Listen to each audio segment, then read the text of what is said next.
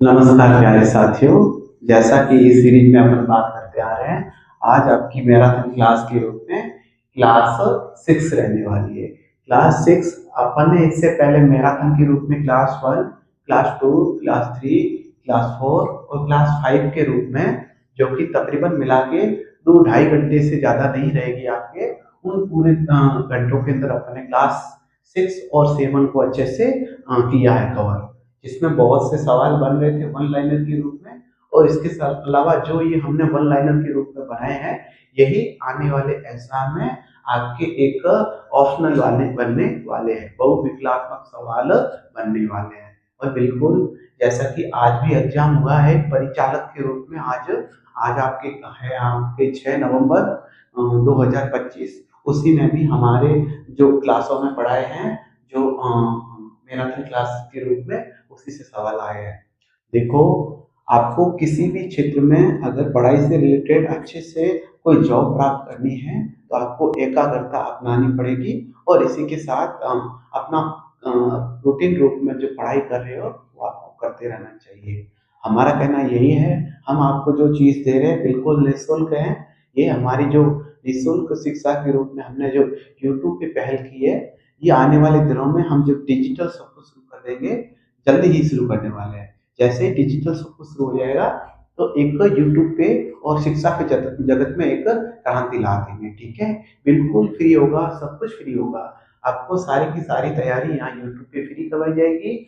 और जैसे ही ये हो जाता है, इसके बाद हम बीएसटी बीएसटीसी का अभी जनवरी फरवरी के लास्ट में अभी फॉर्म भरे जाएंगे। ठीक है, आपको पता होगा, जैसे आप 12वीं कर लोगे, इसके बाद में मार्च के एंड में या फिर अप्रैल के एंड में बीएसटीसी का फॉर्म भरा जाएगा। तो बीएसटीसी के तहत आप कॉलेज अलॉटमेंट होती है, तो हम ही वो बीएसटीसी फ्री के लिए पूरा सिलेबस आपको यही इसी क्लासों के माध्यम से कराने वाले हैं। ठीक है, इसी उद्देश्य के साथ आज अपन की क्लास स्टार्ट कर रहे हैं। मैराथन क्लास 6 क्लास 6, जो कि कक्षा है 8वीं से शुरू, हमारा राजस्थान। जैसे ये देखो, ज्यादा से ज्यादा आज 6 है तो 10 क्लास मान लो। 10 क्लास अपनी मैराथन क्लास के अंदर होने के बावजूद, अभी जो वर्तमान में किताबें चल रही है, 6ठी क्लास, 7वीं क्लास, 8वीं क्लास, 9वीं क्लास, 10वीं क्लास, इन सारे के सारे सामाजिक के सब्जेक्टों को इसी तरह ही क्वेश्चन के रूप में या फिर पूरी तरह से बोर्ड पे समझाया जाएगा अच्छे से। तो मतलब आप एग्जाम देने से पहले घंटे 2 घंटे पहले अगर हमारा ये वीडियो देख लेते हो एक मैराथन क्लास के रूप में, तो आपको काफी सहायता, काफी हेल्प होने वाली है। ठीक है, इसी उद्देश्य का अपन लेके आज की मैराथन क्लास को स्टार्ट कर रहे हैं।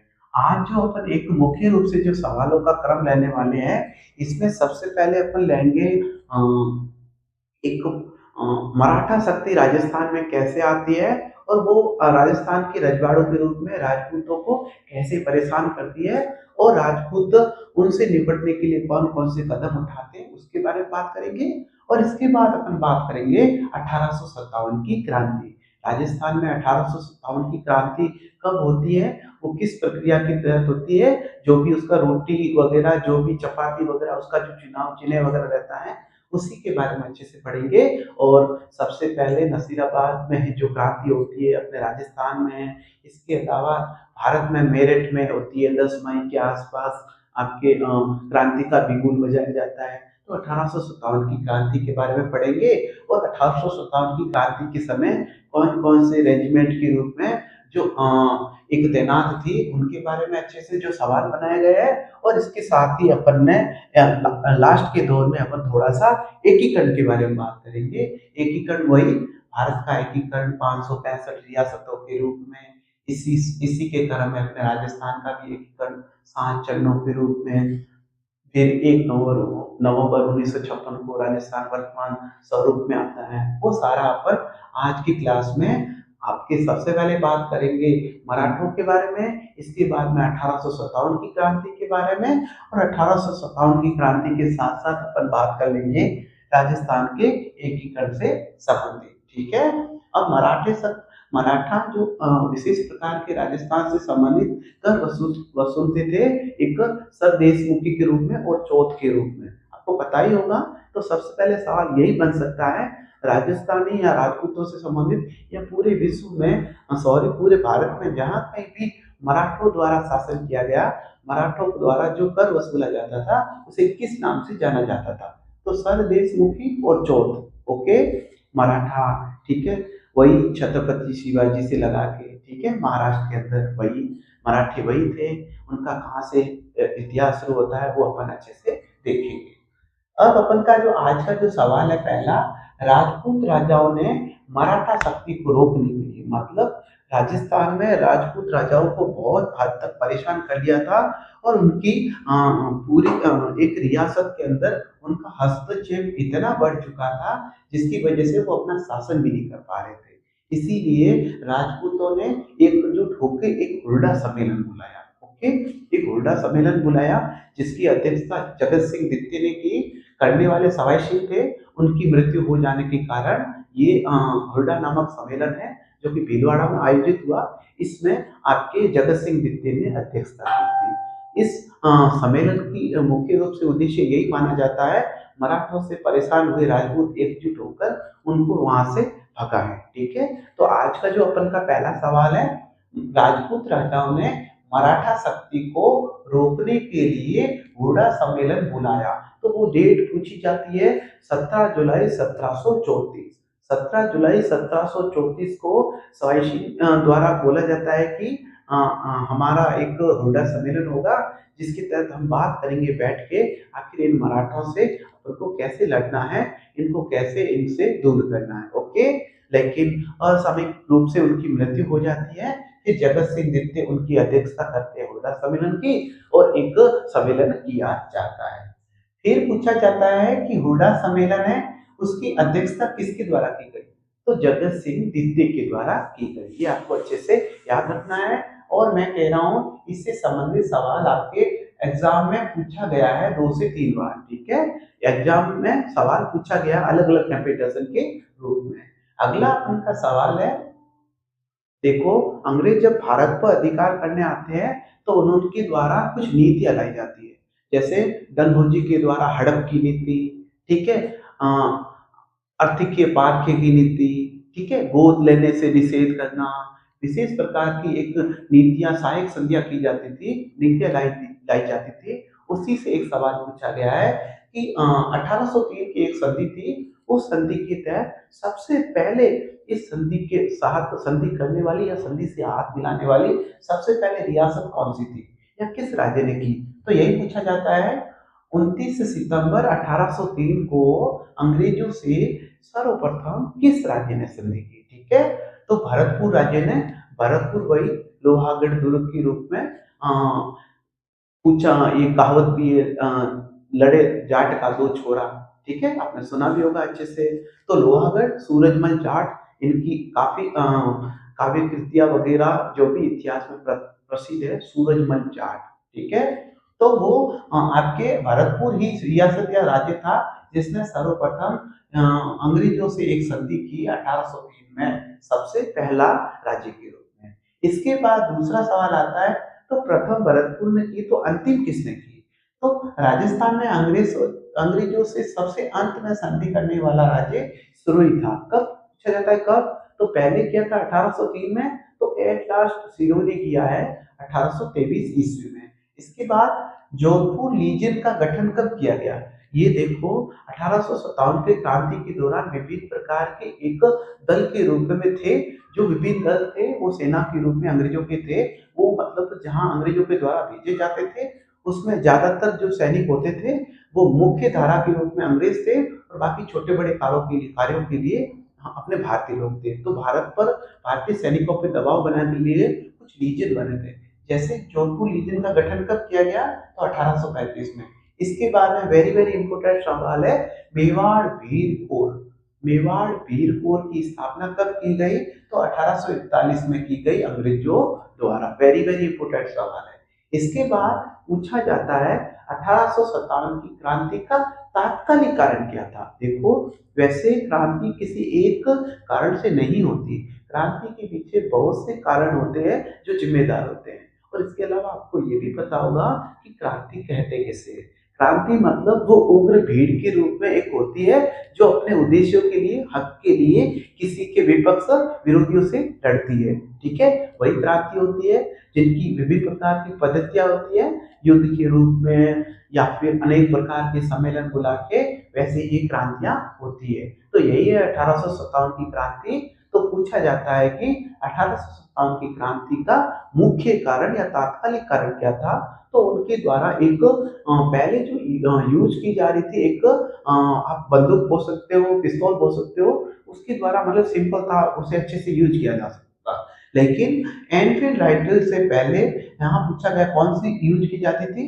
तो ब्राउन बेस। तो ब्राउन बेस जो राइफल थी वो काफी अच्छी थी, चला रहे थे सैनिक वगैरह, भारतीय वगैरह, कोई दिक्कत नहीं थी। लेकिन उसके स्थान पर एनफील्ड राइफल का इस्तेमाल किया गया, जिसके आपके उस पे एक चमड़े के रूप में भारतीय गायों या फिर मांस कुछ लगा हुआ था, जिसकी वजह से और उसे खोलने के लिए मुंह से खोला जाता था।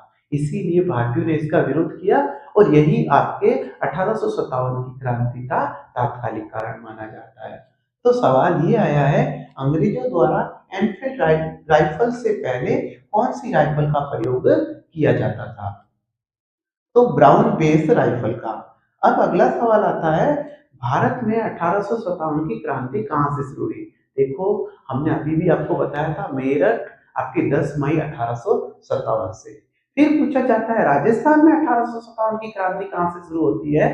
तो आपके नसीराबाद में, नसीराबाद अजमेर में है, जो कि है आपके 28 मई 1857 ईस्वी में। देखो, ये सारी क्रांतियां हैं, ये राजस्थान की क्रांति, 1857 की क्रांति कई क्रमों में आगे चलेगी। इसके बारे में जैसे प्रश्न आएंगे उसके अनुसार अपन बातें करते रहेंगे। आपको पहले यही ध्यान रखना है, 1857 की क्रांति में तात्कालिक कारण क्या था? तो एनफील्ड राइफलों का प्रयोग, एनफील्ड राइफलों का प्रयोग।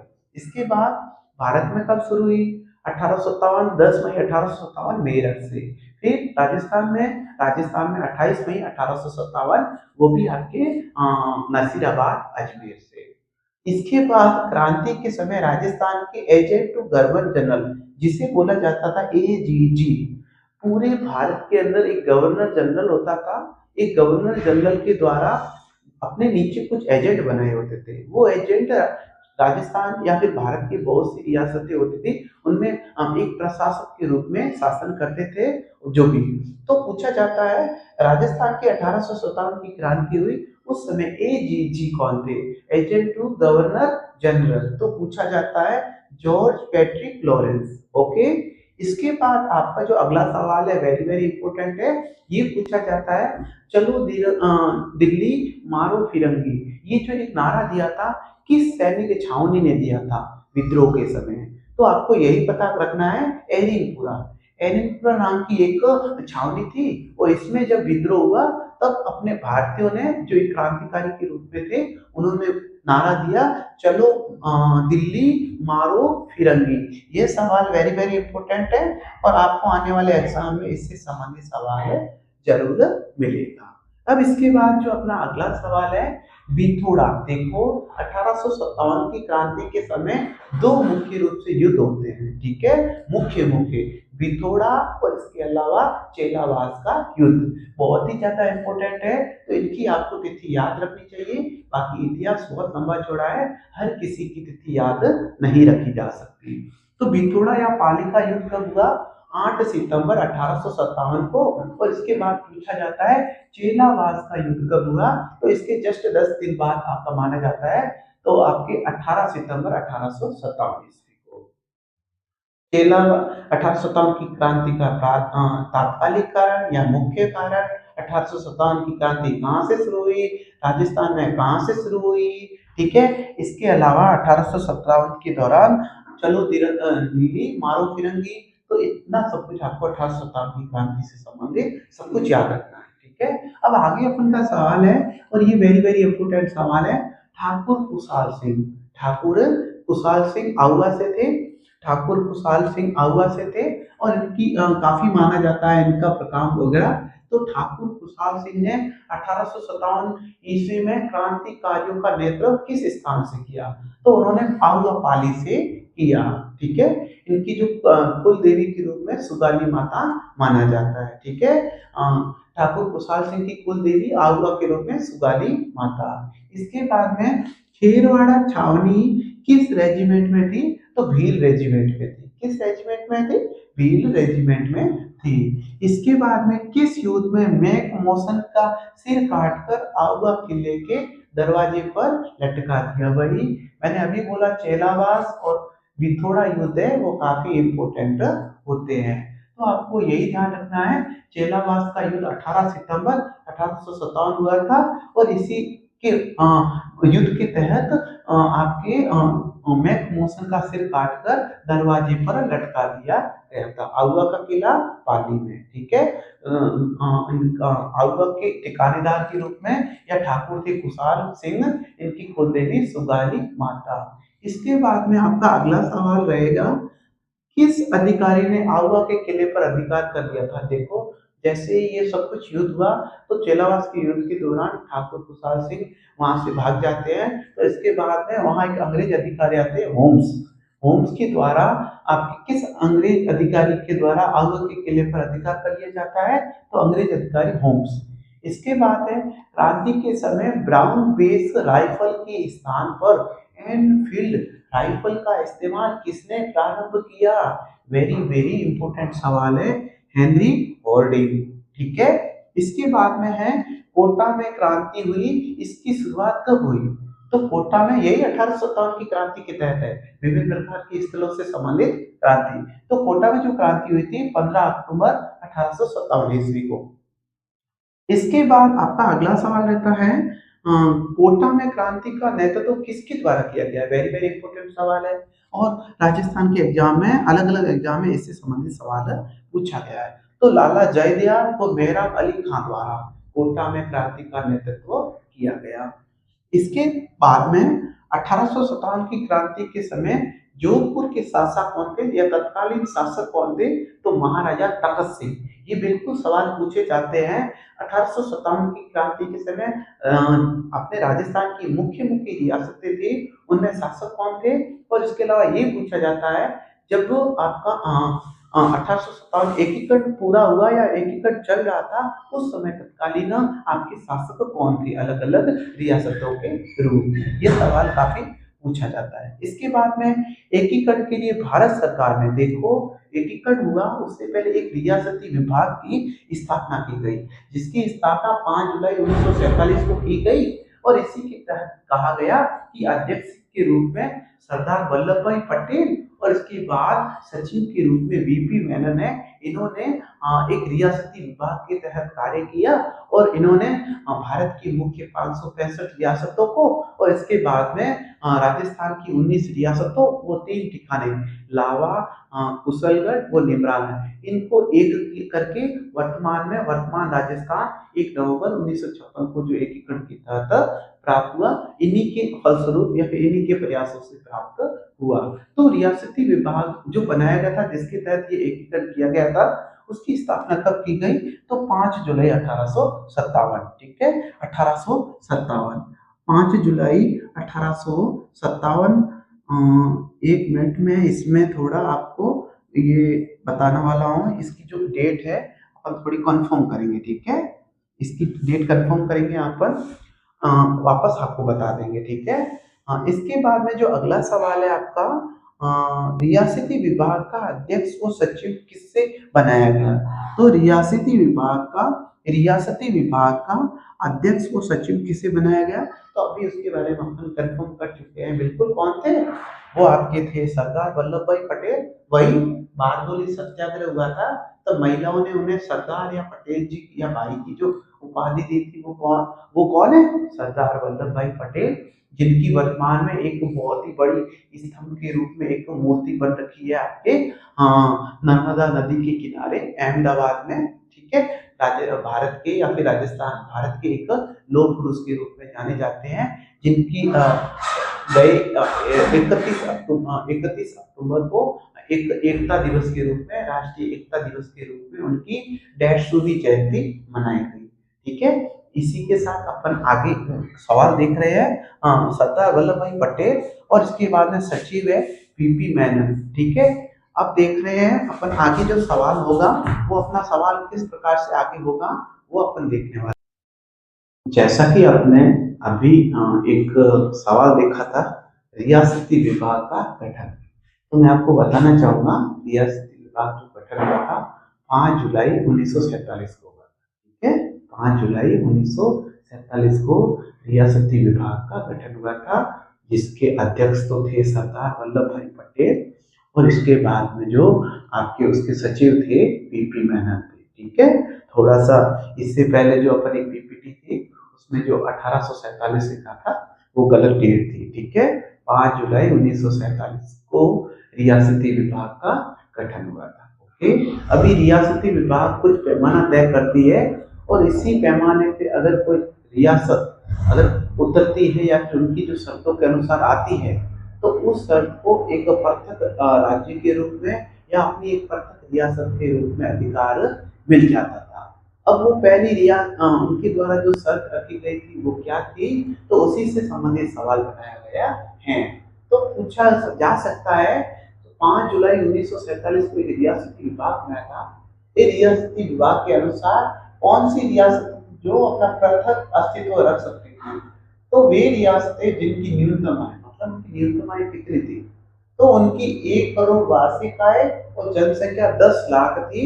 ठीक है, वही रियासतें पृथक अस्तित्व रख सकती थी। इसके बाद में आपका दूसरा सवाल है एकीकरण से पूर्व राजस्थान में कितनी रियासतें थी, सॉरी कितने ठिकाने थे। ठीक है, एकीकरण से पूर्व राजस्थान में कितनी रियासतें व ठिकाने थे, वह ठिकाने थे, तो मैं आपको बताना चाहूंगा 3 ठिकाने थे और 19 रियासतें थी। कितनी?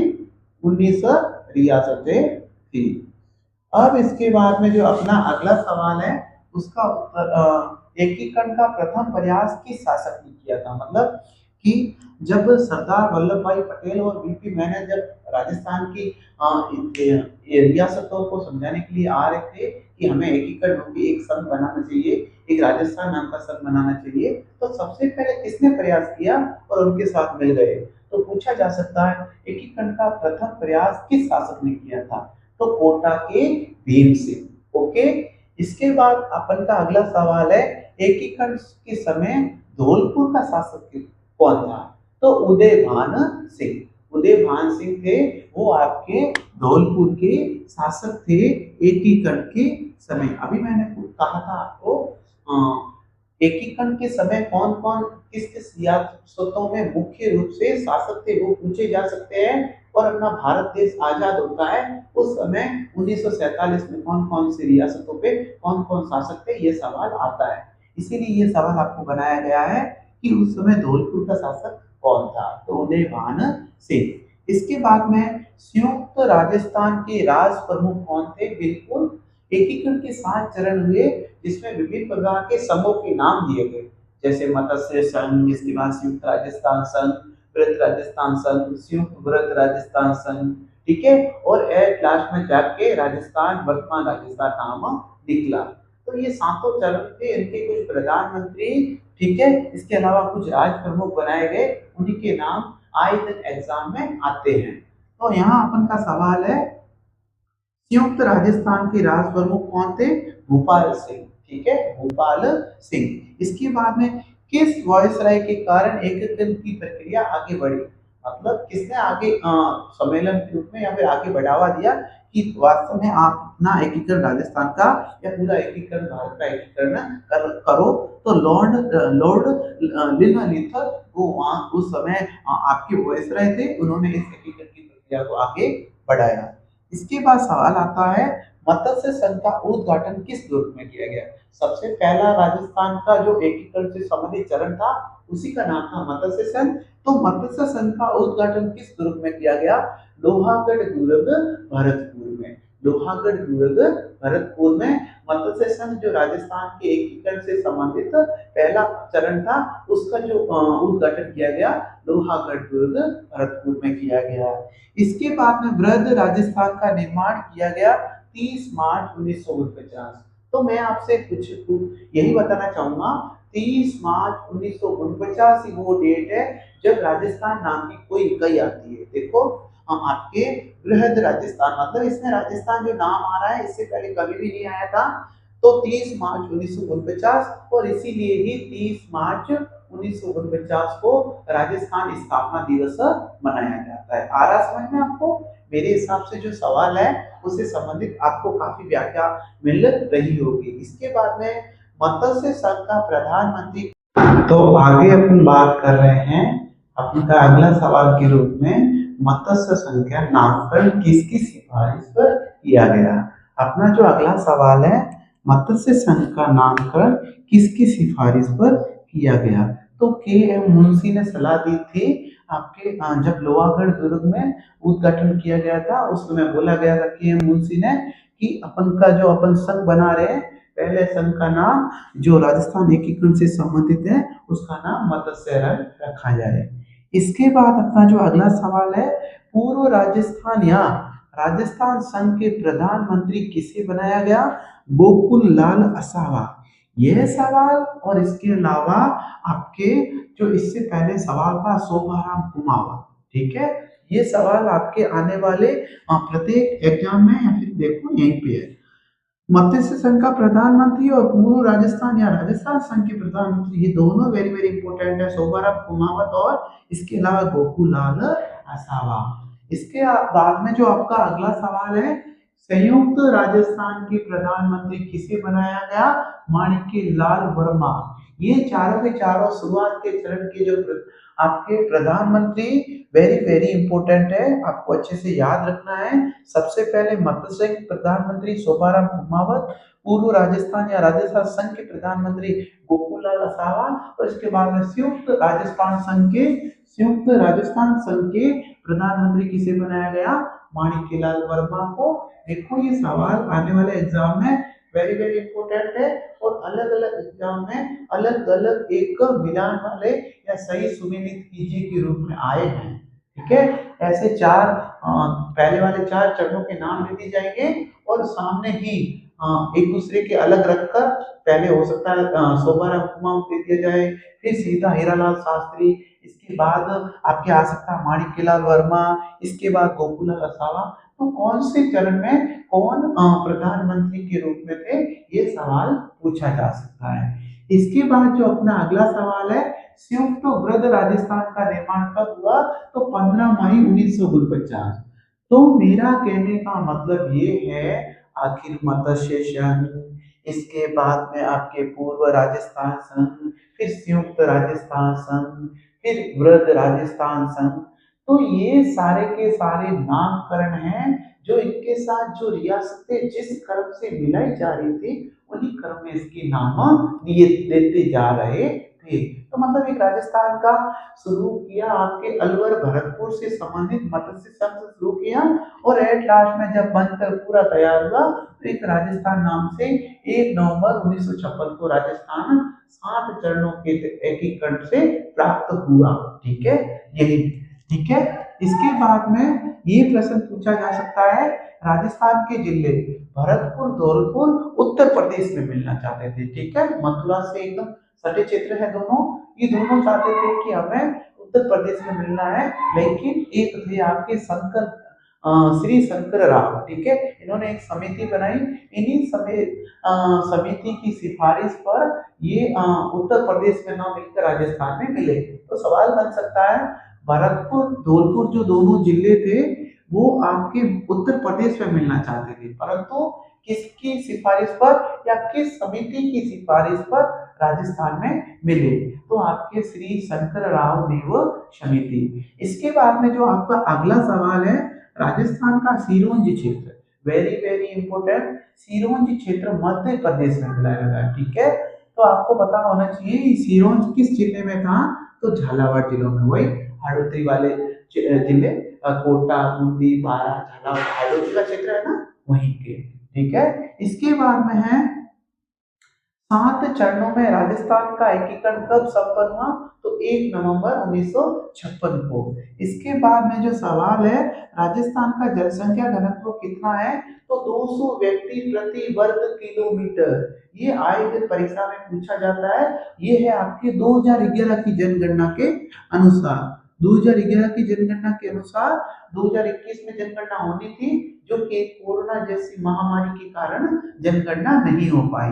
अभी जो भी वर्तमान में हर एग्जाम में पूछे जाने वाले आंकड़े हैं, वो जनसंख्या 2011 के अनुसार पूछे जाते हैं। ठीक है, सॉरी थोड़ी सी खांसी आ रही थी इसीलिए। ठीक है, तो इसके अलावा ये आपके अगला सवाल है, राजस्थान में सर्वाधिक जनसंख्या घनत्व। राजस्थान का कुल जनसंख्या घनत्व 200 व्यक्ति प्रति वर्ग किलोमीटर है। तो राजस्थान का सर्वाधिक जनसंख्या घनत्व किस जिले में है? तो जयपुर में है। प्रति वर्ग किलोमीटर में, 1 वर्ग किलोमीटर में आपके 595 व्यक्ति रहते हैं। ओके, जो कि सर्वाधिक है पूरे राजस्थान में। इसके बाद में सबसे कम जनसंख्या घनत्व किस जिले में है? तो ये आपको पता होना चाहिए, जैसलमेर में है, 17 व्यक्ति प्रति वर्ग किलोमीटर। इसके बाद में आपका अगला सवाल है, राज्य की कुल जनसंख्या का कितना प्रतिशत भाग जयपुर में रहता है? तो जयपुर में जनसंख्या तो सर्वाधिक है, तो वहीं पर ही सर्वाधिक प्रतिशत होगा। तो राजस्थान का जैसे सपोज दैट कुल जनसंख्या 100% माने, तो इसमें से जो 10% है, 10% केवल राजस्थान में निवास करती है। ओके, आज के लिए इस क्लास में अपन इतनी ही बात करेंगे। आगे क्लासों में अपन बात करेंगे, आने वाले सारे नए नए प्रश्न है वो आपको मिलने वाले हैं, और राजस्थान के आने वाले प्रत्येक एग्जाम में इससे सवाल पूछे जाएंगे। अब आने वाली आपके BSTC प्री का जो हम एक बैच स्टार्ट कर रहे हैं, बिल्कुल यूट्यूब पे फ्री, उसका सिलेबस पूरा कवर करवाया जाएगा। देखो, हमने रीड का जो वन लाइनर है वो सिर्फ कुछ दिनों के लिए ड्रॉप किया है कोर्स। जैसे ही ये सिलेबस, ये आपकी मैराथन क्लास से क्लास 10वीं और 12वीं तक हो जाएगी, इसके बाद हम वापस एक क्लास वो देंगे और एक क्लास हमेशा के लिए आपको मिलेगी BSTC फ्री के रूप में। आपकी पूरी तैयारी करवाई जाएगी। ठीक है, पूरा सिलेबस हमारे द्वारा यहाँ पे एक एक टॉपिक से रिलेटेड आपको अच्छे से समझाया जाएगा, और नए प्रश्न कौन कौन से बन सकते हैं और आगे आने वाले एग्जाम में किस प्रकार से सवाल बन सकते हैं, उसके बारे में अच्छे से बात करेंगे। आज के लिए इतना ही, मिलेंगे अगली क्लास के अंदर। तो जुड़े रहिए हमारी क्लासों के साथ, और अच्छे से आप इनसे आपको काफी कुछ जानकारी अच्छी मिलेगी। ठीक है, थैंक यू, धन्यवाद। आज के लिए इतना ही, मिलते हैं एक नई क्लास में एक नई ऊर्जा के साथ। तो ठीक है, सुप्रभात सारे बच्चों। ठीक है, अपने अपने काम में मस्त हो जाइए और खूब सारी पढ़ाई करते रहिए। धन्यवाद।